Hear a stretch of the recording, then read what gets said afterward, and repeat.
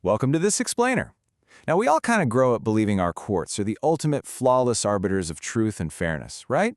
But what if the very structure of our trials is actually designed to prioritize winning over objective reality? Today, we're taking a hard look at the foundations of our justice system, and I've got to warn you, the discoveries we're looking at in the academic literature today might literally change how you view the law forever. Let's get right into it. Okay, so I want to kick things off with a highly provocative question. Was medieval trial by combat actually fairer than our modern court system? I know, it sounds totally absurd at first. We look back at the Middle Ages, where people literally fought to the death to prove their innocence, and we think, wow, so primitive, so superstitious. But the literature we're examining makes a compelling and frankly shocking argument that we actually left a fundamental element of fairness behind in the Dark Ages. So consider this. In a medieval trial by combat, the rules strictly enforced what they called equal arms, meaning you both showed up with swords and the exact same armor. But our modern courts, well, they trade physical swords for words and documents. And because there is absolutely no requirement for equal resources today, we routinely pit everyday citizens against heavily funded state prosecutors or massive multi-billion-dollar corporations. It's literally like letting one person bring a pocket knife to a fight while the other side rolls in with tanks and artillery. Section 1. The Adversarial Court Myth.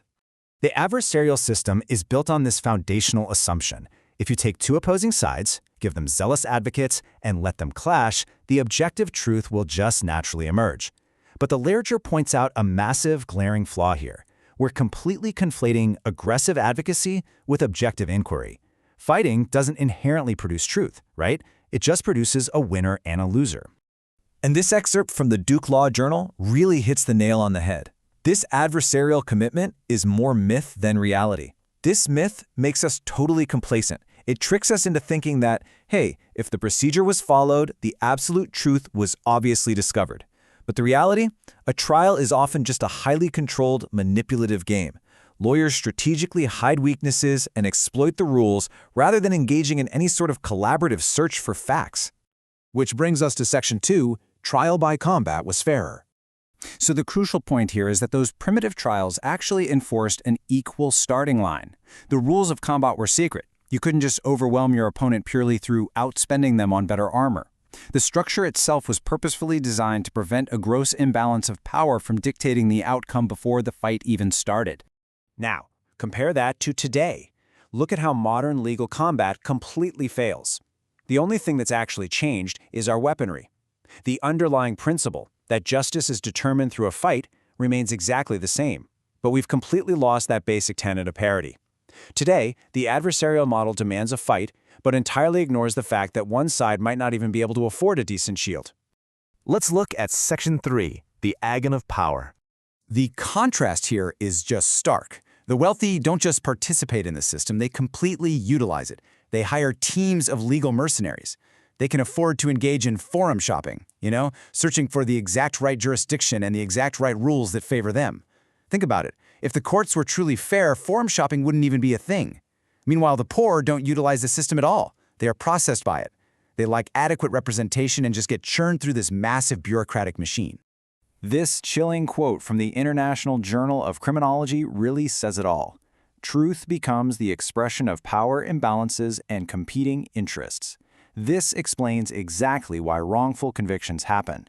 The sources point to the tragic case of William Mullins Johnson, who was wrongfully convicted in a system where the state had overwhelming resources compared to his defense. When truth is just an expression of power, well, the side with the most power gets to dictate what the truth is. The agonizing reality is that innocence is absolutely no guarantee of freedom if you are drastically outgunned. Let's move to Section 4, Efficiency against the truth. We've seen a massive shift in how trials operate.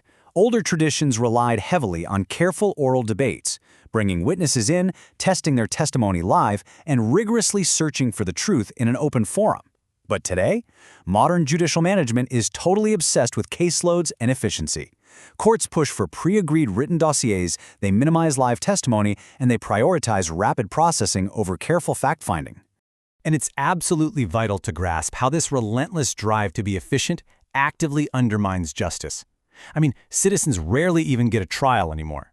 The system actively coerces everyday people into play bargains just to keep the assembly line moving. We bypass full jury trials to save time and money. Because of this, justice is only available to those who actually have the resources to demand a full trial. The rest of us?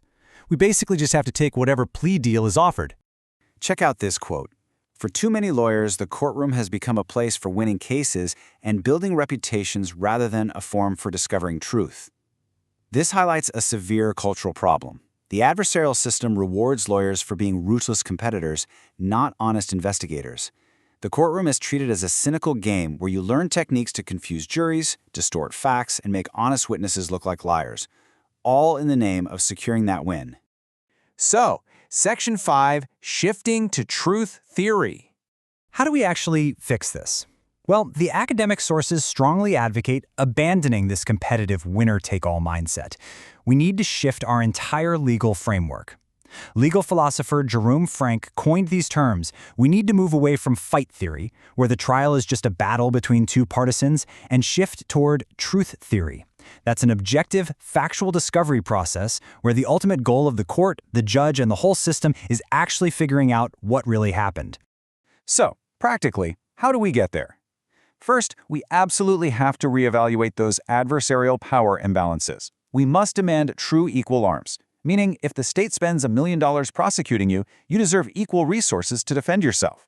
We need to stop conflating aggressive advocacy with objective inquiry. And we need to allow appellate courts to engage in better fact-finding rather than just rubber-stamping the procedural games played in the lower courts. We have to reconstruct the trial to serve the truth rather than whoever holds the most power. I'll leave you with this final, haunting question.